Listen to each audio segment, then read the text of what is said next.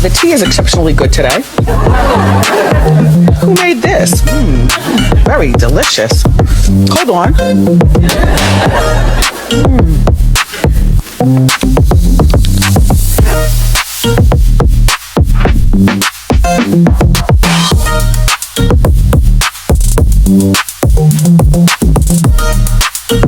Hey, my cosmic cousins. It's your girl, Nova Charm, and welcome to another episode of Astrology Tea with Nova Charm. And on today's episode, with Valentine's Day vastly approaching, you know, that Hallmark holiday that's set aside for love, I thought it would be fun to take a peek at the 7th house and see the type of partners that we attract based on our 7th house. Now, you already know I'm going to give you all the tea on that energy that's meant to be versus that energy that's finna take you through there. You already know. You know that energy that had you sliding down the wall, snot crying? You already know what I'm talking about. And we are definitely trying to avoid that. Okay? So with that being said, you already know I'm going to give you the tea on how you can do so. Those warning signs and those things that you need to avoid, as well as that energy that lets you know that this is a go. But before I spill this juicy tea, you already know what to do. Go on and hit that like. Go on and subscribe to your girl if you haven't already. What are you waiting for? And hit that notification bell so you don't miss any of this cosmic tea that I'll be wanting to sip with y'all. Now let's get into it. Now, first of all, before we get too deep into it, you already know I have to give you the tea on the 7th house and what it represents.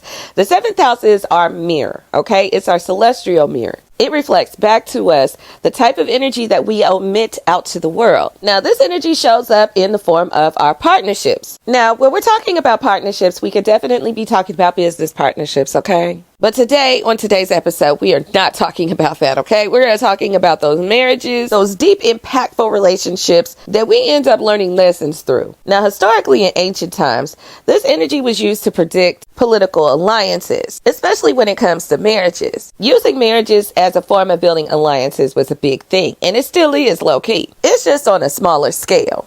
Now, astrologically, the 7th house gives us all the tea on why we attract the type of people that we do into our lives. And this is because the 7th house is in direct opposition with our 1st house. Our 1st house being our rising sign or our ascendant. So the 7th house is our descendant. Now, whereas that 1st house gives us that aura strut, okay, when we enter into a room, that 7th house works more as a mirror, a fun house mirror at that. This energy governs those one-on-one partnerships. This is why marriages and business collaborations are emphasized in this area. Now, this energy will also tell you about your open enemies now. And I honestly don't think that this is talked about enough, but I feel like it's not emphasized because of the fact that they're open enemies. These are the people that you already know as your enemies. They get on your nerves openly, okay? These are the people who push your buttons, and they honestly reflect back to you the very traits that we literally refuse to see in ourselves. Ugh. I mean, think about it. The 1st house is us, okay? It's our face, it's our body, it's our aura as soon as we walk into a room, like I said before. I mean, it just gives us our overall vibe, you know? Now, whatever energy you have sitting in your 1st house, you're going to get the direct opposite of that in the 7th house. This is where the term opposites attract come from, if you ask me. Now, because of this, the descendant is considered the setting sign. It represents everything that you think that you aren't. So you literally just be looking for it in everybody else. And truly understanding this is really the key to not only the self glow up, but the glow up within a relationship as well. Now, if we're looking at the astrological zodiac wheel, the first half of the houses 1 through 6 deals with all I. These are the houses that all deal with self or things that are directly outside of self, but it is very self-focused, okay? So everything 1 through 6 is I. Now, when we get to 7 through 12, now we start to get into the we. This is where others start to become involved. Now, because this world has taught us how to look for things outside of self in order to, feel whole, we have trained ourselves to look for what we consider to be missing pieces within ourselves in others. In reality, none of us are missing anything. We're all completely whole. And we should go into relationships being completely whole. But what tends to happen instead is we'll go into relationships feeling like I said before, there's a missing piece of us. We attract someone that we feel like can bring in that feeling into our lives. Now, this happens subconsciously, of course. We don't know that we're doing this. Now, the key here is to stop projecting your descendant, okay? You have to start owning those qualities and really start owning who you really are. Now, what's so crazy about this placement is energies that we attract through this placement, often our spouses, are enemies from past lives. And we basically made a deal with them during this life for them to help us with our growth. This is why we can't stand certain things that our partner does that we secretly be doing ourselves on the low. But all this does is just help with that defense of, it's not me, it's you. You the problem. The 7th house is that first house. It takes the attention off of I and makes it a we thing. So this is your energy's first opportunity that it actually gets to put the energy on somebody else. It literally wants to blame somebody else for this shit, okay? I'm just saying. But once you understand this, and I mean truly understand this, and start to work on those qualities within self that you are secretly looking for in others, you will start attracting those healthier matches. They will still have the same type of energy as your 7th house energy is supposed to. It'll just be a more evolved version of it because you're becoming a more evolved version of yourself. And we literally attract what we are. Now, the 7th house is the Libra house. Libra is about balance. It's about justice. Libra just really wants peace and harmony. And it just really wants that easy energy so it can attract like it's supposed to. Libra energy is not assertive and it's damn sure not going to be aggressive like its sister sign Aries. It needs to be all the way relaxed so things can come to it easily and it can attract easily, because that's the energy that it likes to stay in. So let's dig into the energies within the 7th house. And on this one, we're talking planetary energies. Now, if you don't know how to find the planet that's in your 7th house, now this is simply just the ruling planet over the zodiac energy that sits in your 7th house. Now, if you need a cheat sheet, I'll put it down below, okay? Now, to know the zodiac energy that sits in your 7th house, you just need to know your rising sign. Now, the zodiac energy that is in your rising sign, the exact opposite is going to be in your 7th house. Whatever sister sign that zodiac sign has is going to be the energy that sits in your 7th house, okay? For instance, if you're an Aries rising, then that means that Libra energy is going to be in your 7th house, and that means that Venus is going to be that planetary ruler of your 7th house. So let's talk about the type of partners, starting with the sun. So when you have the sun in your 7th house, that means Leo sits in your 7th house, okay? This energy wants that trophy partner. You want a star. You want somebody who, when they walk in the room, the whole room just lights up, okay? You want somebody who is influential, somebody who is charismatic, and maybe even a little bit famous, at least in their own mind. This is somebody who gets attention no matter what room that they stand in. Now, this partner will light up your life, but honey, make sure they don't suck the oxygen out of the room. This partner can tend to be a little bit dramatic and need all the attention all the time. You just got to make sure that they're ready to shine with you and not instead of you. Okay? Now, when you have the moon sitting in your 7th house, that means Cancer sits in your 7th house. So you attract the nurturers. This is a person who wants to know how you're feeling 24/7. They actually care. They all about the safety and the snacks, okay? Now, you do have to be careful with this energy. They can tend to be a little crybaby-ish, okay? They can tend to want a mother and not a wife. And that shit can just be a little bit emotionally draining, okay? Just a tad bit, just a little bit. Now, let's talk Mercury in the 7th house. Now, this is the group chat partner. Now, this means you either got Gemini or Virgo sitting in your 7th house if Mercury is present, okay? This lets you know you need a talker. You need somebody who knows exactly how to communicate. Got to be funny. They got to know how to have fun. They got to know how to carry themselves when they go into a room. They might be a bit of a know-it-all and might be a tad bit judgmental too. Now, you just got to be careful that when the conversation gets a little dry, the relationship doesn't go a little dead, okay? Just make sure that they're not all talk and no action. You want a partner, not a podcast host, okay? Now, when you have the planet Venus sitting in your 7th house, that means you either have Libra or Taurus sitting there. Now, you attract the aesthetic partner. You need for your partner to be handsome / beautiful, charming. They got to do well socially. You like them to look good, smell good, taste good, all of that. And they got to like nice things. They got to have nice things. And they got to want for nice things. And there definitely better be some romance connected to it. You damn sure want to be swept up off your feet. You definitely love somebody who takes care of themselves. You just got to make sure that ain't all they taking care of, okay? Now, with Mars sitting in the 7th house, this is the spicy partner. Stop playing. You are attracted to go-getters, the athletes, This is the bad boys or the bad girls, okay? This is that super protective partner that if they hear somebody been messing with you, they gonna come through and be ready to whoop somebody's ass, okay? You definitely love a partner with a nice body. You like your partner to be spontaneous and incredibly sexy. I'm talking about that Janet Jackson anytime, any place. I don't care who is around type energy. You love them passionate. Ow. Passion is great and all, but consistent. This partner has a problem with that, okay? It can be a little exhausting for the consistency. And because this partner is so spicy, you might end up fighting a lot more than you are loving on each other. And if you find that, then you already know it's time to exit the building, okay? Now, if Jupiter is sitting in that 7th house, you definitely love somebody who could spoil you.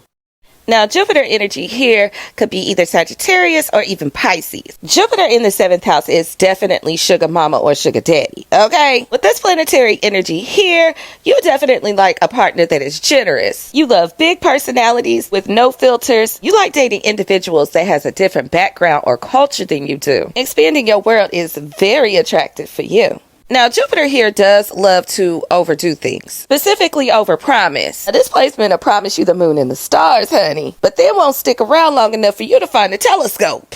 Now, with the planetary energy of Saturn in the 7th house now, Saturn is Daddy Saturn. That I like to call it Daddy Saturn, okay? Now, you only like the ones that are very serious about the situation. You like someone who's probably older, more established, they're very goal-oriented, and they have that CEO boss vibe. They demand respect, and they come off as very disciplined. You want them coming in talking about the commitment and the longevity of it all. Now, this is definitely giving contract energy, okay? Anytime Saturn is around, which if Saturn is there, that means either Capricorn or Aquarius energy is somewhere in this vicinity, okay? But it's given very karmic, okay? There's an obligation or a responsibility here. So because of that, you can tend to attract partners that like to tell you what to do. Because they got that daddy or mommy energy, or even that boss CEO energy, they feel like they can direct you and order you around. You just got to make it clear that we're not doing that over here. Now, speaking of Saturn, let's hop right on over to Uranus. Now, if Uranus is the planetary energy in the 7th house, then that means Aquarius is there. You attract that rebel energy. This is often that friends that become lovers, or at least you are best friends in the relationship. This is also somebody who is highly intelligent.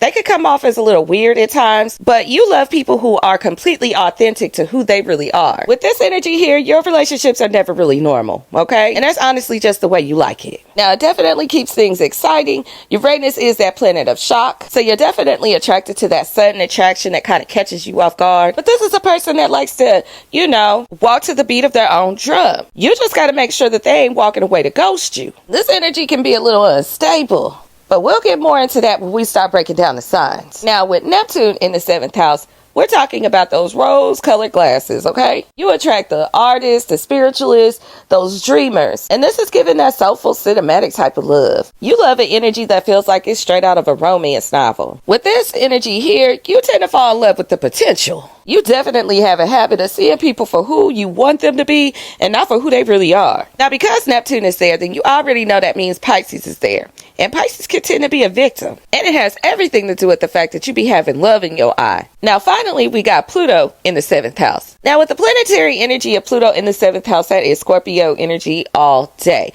That means you love an intense, transformative type of relationship.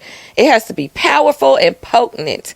You honestly want somebody to be almost damn near obsessed with you. I mean, it really is given till death do us part. Now, you definitely attract partners that change your whole life. Now, there really is a fine line between deeply devoted and a creepy control freak. If they're checking your location every 5 minutes, that's not Pluto love. That's a police report. And you might need to file one expeditiously. Now, keeping in mind that we attract what we are, there is specific energy that we need to watch for in order to avoid or to accept, okay? Now, with that being said, I'm going to break this down per rising sign. Yeah, that's right. I could have stopped at the T and giving you the planetary energy of the 7th house, but I'm going to be very specific, okay? Because I really want y'all to get it. And I find it to be incredibly important that if you decide that you want to have a partnership in this lifetime, that you attract individuals that are complementary to your energy that you already have. Understand or understand that you are whole and complete all by yourself, and you don't need anybody else to complete you. Having a partnership is an energetic want.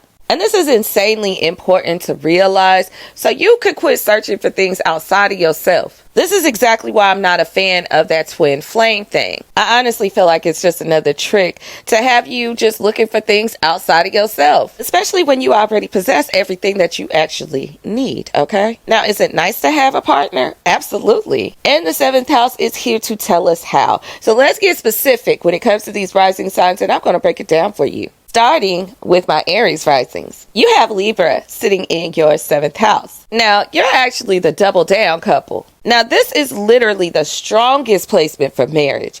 Libra here understands exactly what it means to be a couple. This person is literally the marrying type, okay? You attract people who are 1000% committed to the idea of partnership, okay? Now, this energy here is already matchmaker energy. So when you meet, it's like a formal setting. It's like a match made in heaven type of energy, or some type of dating scenario. Like you could have been just out having a drink by yourself and you happen to come across somebody. Now, because of the fact that you're so bold, assertive, and you're always ready for some action, you do have a tendency to be a little me focused, okay? It's kind of hard to see past all of that. So when you're attracting that Libra energy, you really attract that person that understands that we energy. This is a partner who is fair. They really understand compromise. Now, they could have a tad bit of little bouginess to them, just a tad bit, you know. But all in all, they look good. You definitely go for the aesthetic of it all. They got to have a nice body, nice face.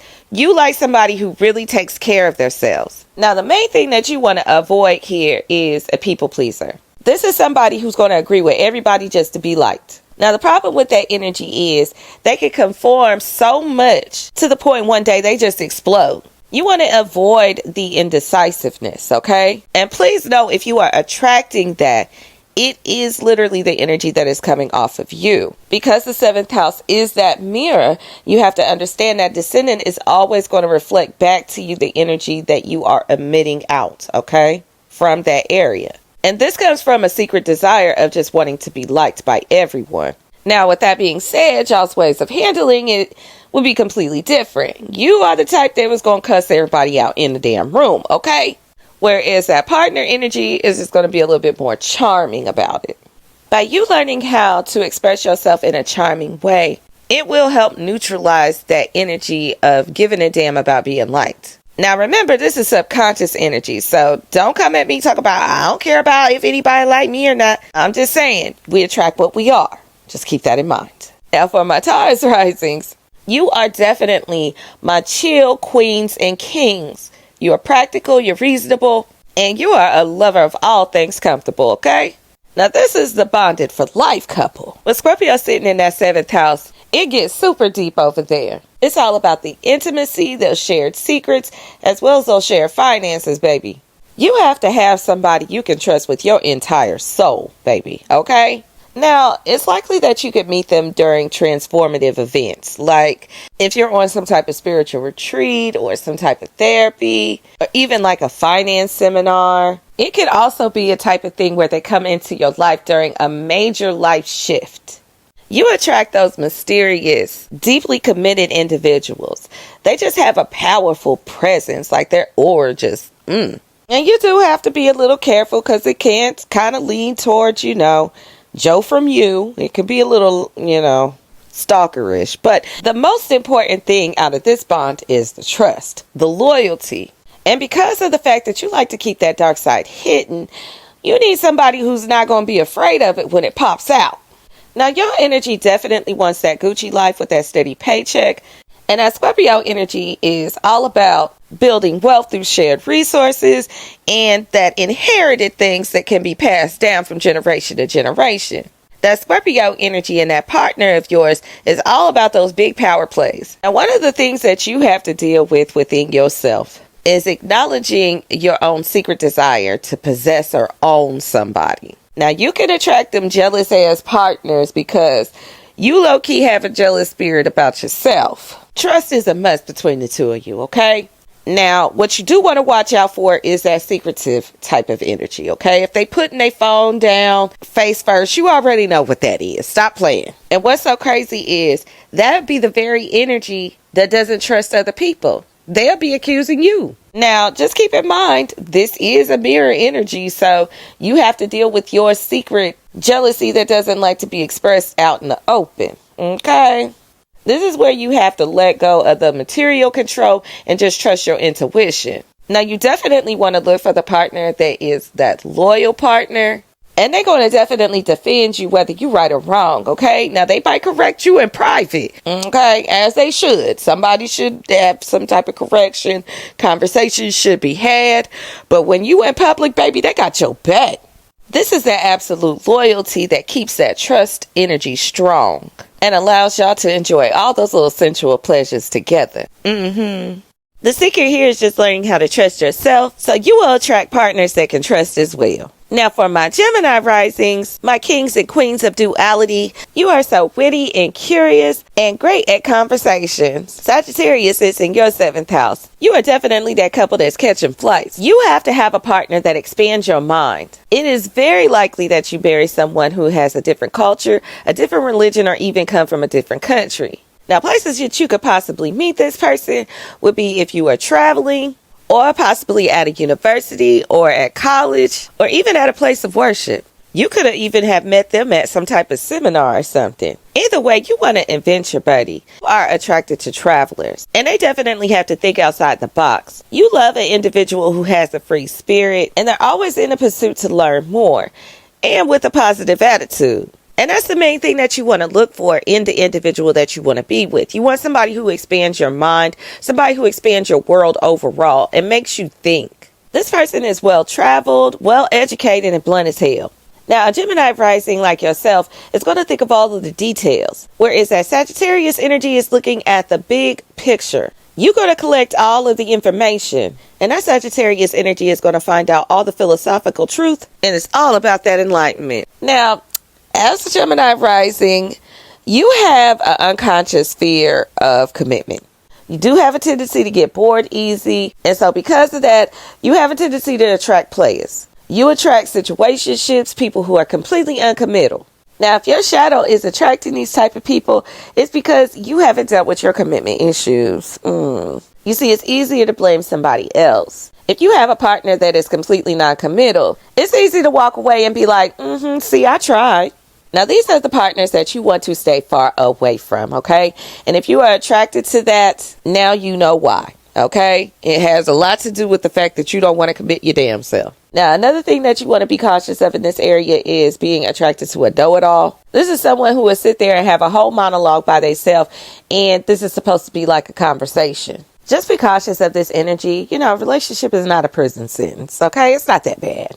And what's so crazy about it is if a relationship wasn't something that you wanted, then it wouldn't be something that you would be pursuing, right? This is definitely going to be somebody who is not just going to talk about it, they're going to be about it. And that's the energy you should be looking for. Now, for my Cancer risings, Capricorn energy sits in your 7th house. Now, you are the couple that's building the empire.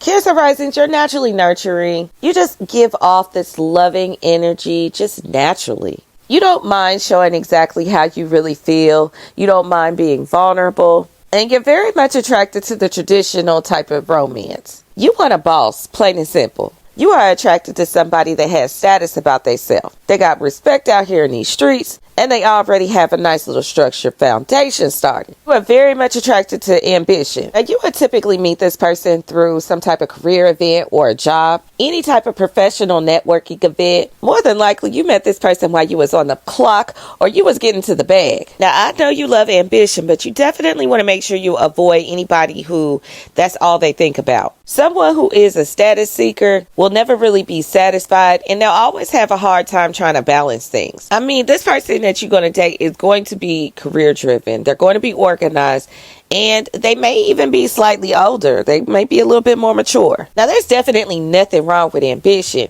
You just don't want this to cross over to them being like a workaholic. When it comes to that, they can start caring more about their status than they do your feelings. And you'll start to feel neglected and even a little salty about that, okay? Now, as I always say, the 7th house is a mirror. So you do have to watch for projecting your own desire for authority and making power plays in a form of trying to control a narrative. One whereas you being the sensitive one and you become emotionally manipulative in order to get the things that you want, okay? The person meant for you is going to come to the table with a 10-year plan, all right? They're going to give you that stability. They're going to give you that security that you need to feel safe. Now, for my Leo risings, your 7th house is in Aquarius. Now, you like that rebel, and you're into that unconventional type of relationship, that shocking relationship that nobody expected you to be with. This is that friends to lovers energy. Now, this energy here means your partner is your best friend. Pretty much. You either met through friends or possibly a charity event or something in the community. You could have even met online. Now, your partner is going to be somebody who just fits in your social circle. Now, they could have already been a part of your social circle, and if they wasn't, they would be somebody who fit in like they always belonged there. And that's the energy that you want to look for. You want somebody who feels like a best friend. This is also somebody who respects your independence. Now, because we know you love that spotlight, okay? And you're bold, you're proud, and you're very creative. You literally can't help but to shine as soon as you walk into a room. Now, that Aquarius energy does not mind working behind the scenes. They don't want the spotlight. So they're definitely not going to fight you on being the star. They literally just want to be themselves. Now, where the red flag comes in is when you come in with somebody who is completely unpredictable. And that's actually your shadow side as well. Now, this energy for you comes up because whenever you are not being authentic to who you really are, your energy shows up as inconsistent. You cannot put on a performance, okay? You can't show up as the person that you feel like people want you to be based on whatever room that you're in. So when you become inconsistent as far as your energy is concerned, you start attracting those inconsistent partners. They openly refuse to validate your emotions. And these type of partners become completely emotionally detached to the point they treat your relationship like a science experiment. Just doing any and every damn thing. And then just going to sit back and see what happens. So if you start attracting energies like that, you already know what it is. It's time to do some work. Now, for my Virgo risings, your 7th house is in Pisces. You are the soulmate couple, straight out of a damn romance novel. Now, there's no doubt there is definitely a spiritual contract involved when it comes to this placement, okay? You might have met them in a way that feels like it's destiny. It's very private and intimate, like it's something that only you and this person can feel. Now, you could have met this person at a retreat,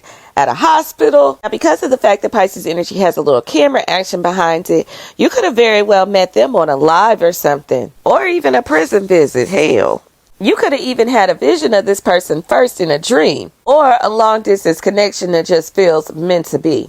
Now, you love a good dreamer. You love somebody who is not afraid to go after their dreams. They more than likely have healing energy about themselves. What you want to look for in them is that compassion. You want to look for that spiritual connection as well. You will know them because they will be able to see magic in you that no one else is able to see. Now, Virgo risings, you're very meticulous, you're motivated, and one thing you're going to do is bring a receipt or two. You understand how to compartmentalize individuals. You love things in order, but when it comes to your partner, sometimes you get like a little mess. I mean, it almost feels like it just gives you something to do. But what it really has to do with more than anything is that shadow side of that perfectionist. By having an imperfect partner, it allows those things that you secretly hide inside that you consider to be imperfections, and allows you to focus on your partner's imperfections instead. So basically, it's diverting the attention. Now, this energy can also come out when you're feeling unmotivated. It starts to feel like you're just going through the motions, and you're big on routine, so that's easy to do. Now, a lot of times,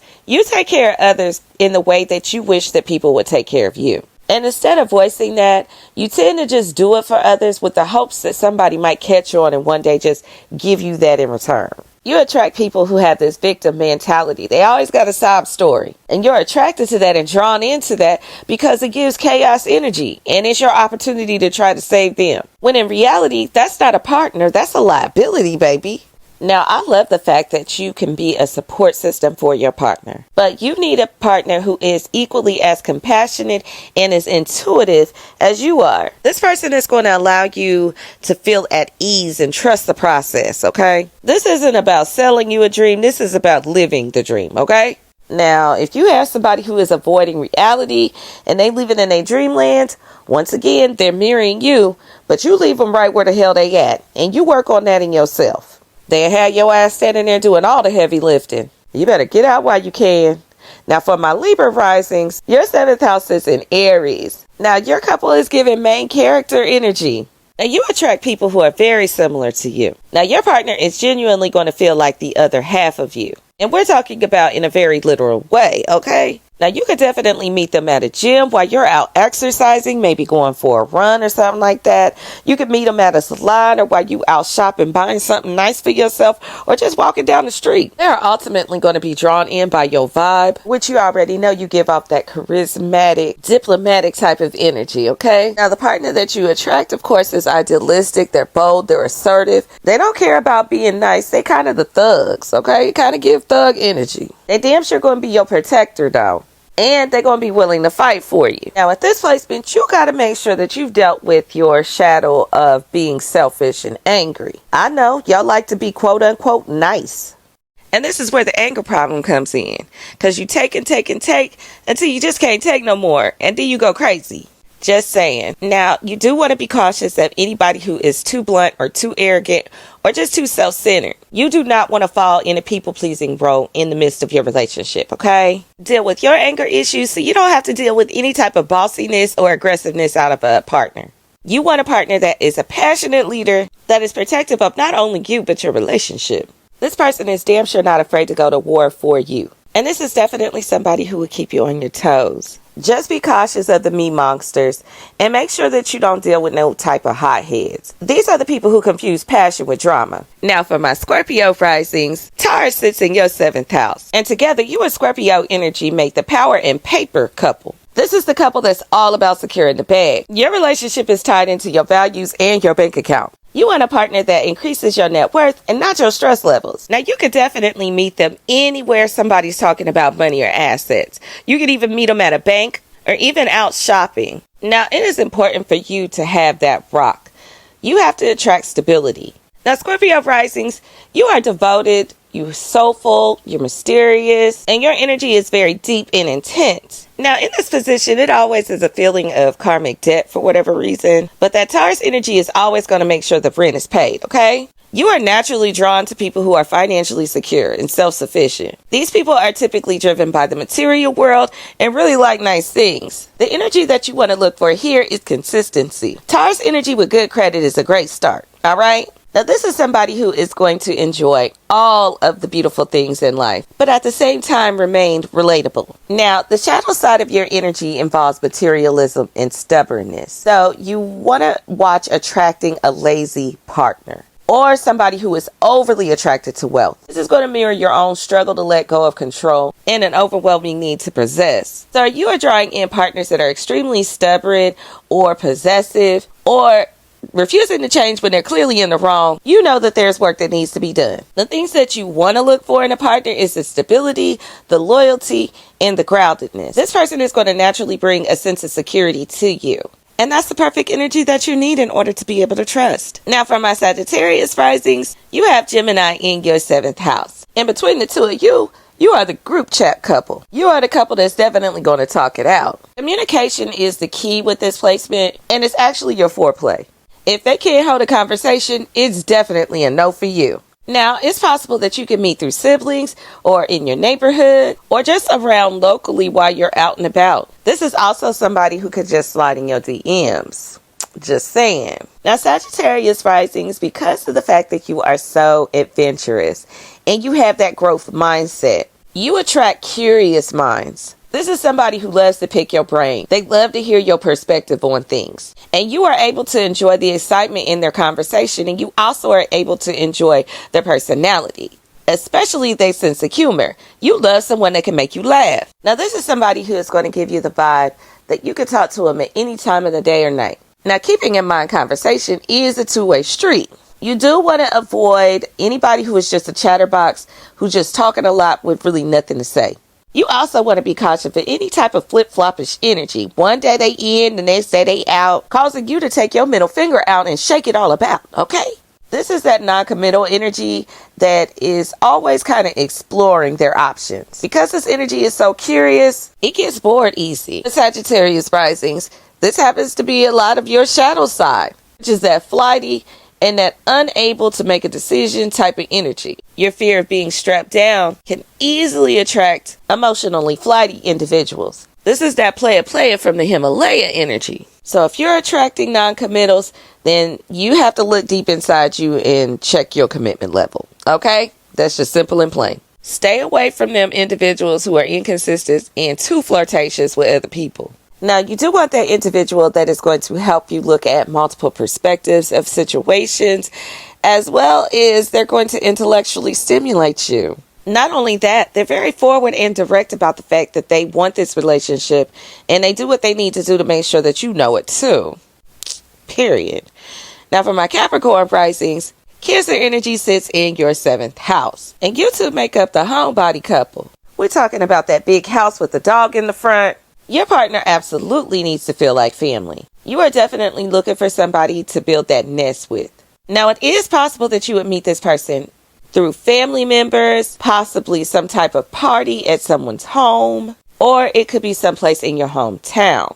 This could even be somebody that you grew up with because, it deals with the roots. Now, Capricorn risings, you give that boss energy, that serious energy that is well respected. So you tend to attract a partner that's a little bit more sensitive and relationship oriented. They are extremely compassionate and can just naturally fall into the role of just taking care of home. Now, because your energy is so serious, it is important that you have someone who is emotionally intelligent by your side. This is someone who isn't afraid to feel a little vulnerable, and someone who knows how to express themselves without being childish and throwing a tantrum. Now, I'm going to be the first to tell you, if you come across somebody that has mommy and daddy issues with this energy, please run. This will surely be somebody that you have to raise. This will easily go from this person being your partner to this person being your project. This is also someone who has uncontrollable mood swings. Cancer energy is ruled by the moon, and the moon deals with our emotions. So you definitely want to avoid someone who does not have emotional control over themselves. Now, of course, if you're attracting this means that your shadow is emitting an energy of a fearful victim or someone who is completely blocked off emotionally. Because you are that boss, there is always something that you are working on or a level up that you are trying to make. So the last thing that you need is somebody who is overly sensitive and completely clingy on your side. The right person is going to make you feel emotionally nurtured and emotionally supported. You're going to feel safe and secure, which is needed for somebody that you want to build with. Now, for my Aquarius risings, Leo sits in your 7th house, and you two together make that hot and heavy couple. You attract fun, romance, and maybe a little bit of drama here and there, but it really gives summer fling that lasts forever. Now, it's very possible to meet this person at a party. When you out and about, you could possibly meet them at a club or a concert, or just anywhere where you're out having fun. You love a good star. You like partners that light up a room when they enter it. They have so much charisma and they light up a room. Chances are they're probably somebody who is very popular, very well known,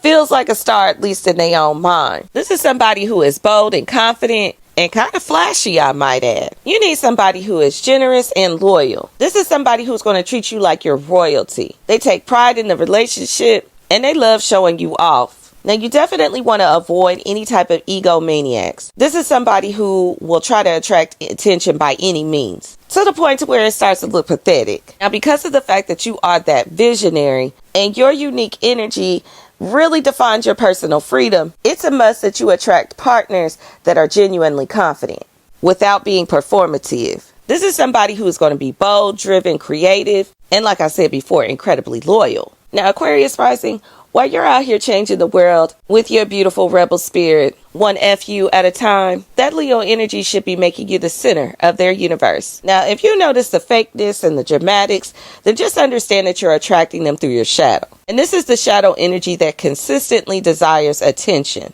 This is an energy of when you are insecure and you become worried about others liking you. Now, the partner that you want to attract is confident, creative, and they encourage you to shine. You definitely want to stay away from anybody who is prideful or refuses to apologize or who just loves to argue just for the dramatics of it all. Okay? Now, for my Pisces risings, you have Virgo energy sitting in your 7th house. Now, my mystic dreamers who believes anything is possible, you two are the service couple. It's likely that you meet your partner while you're doing work. You like a practical person that kind of helps you stay organized. It's like if they do the meal prep for you, you might shed a tear. You know, that's your idea of affection. Now, the type of places that you can meet, it would be an office, a gym, or even a veterinarian's office. Matter of fact, go on and take the dog to the dog park. Basically, it's just a normal day. You out running errands, and you just happen to meet somebody. That's the energy. Now, Pisces risings, you tend to attract fixers. So little things mean a lot for you. Those acts of service for you mean everything. Now, what you're looking to attract is someone who is organized, grounded, and they see all the little small details. They do those little things that make your life easier in a major way. Now, if you notice that they are hypercritical, this is somebody you definitely want to get the hell away from. This person will spend more time trying to correct you than they will trying to love you. And definitely get away from somebody who feels like they always right. Now, understand if you are attracting this energy, it's coming from a place of your shadow side, which is critical and very depressive. This energy can have you attracting negative partners. This energy can be discouraging. If you're dealing with somebody who has that nitpickish energy, this is something that you need to get away from. This energy will slowly break you down and continuously just pick at your confidence. The type of partner that you want to attract, or the energy that your partner should possess, is that dependable energy. This is somebody who I said before is going to look at all of the small details and make sure that everything runs smoothly. They're going to see the things that you need without asking, and they're going to be the ones right there making sure that you got what you need. Now, Cosmic Cousins, the takeaway is simple. Your 7th house is the roadmap to your perfect match, but also it's the receipt to your own personal growth. Now, by understanding your descendant and the planetary energy that resides there, as well as that zodiac energy, will easily have you going from dating the worst version of yourself to building a powerful alliance of your own. Relationships are processes, not events. They definitely require our voluntary participation and our willingness to look in that mirror every single day. Now, whether you attract a stable provider or a mystic dreamer, remember the energy that you attract is always a reflection of the energy that you already have. And that's on period.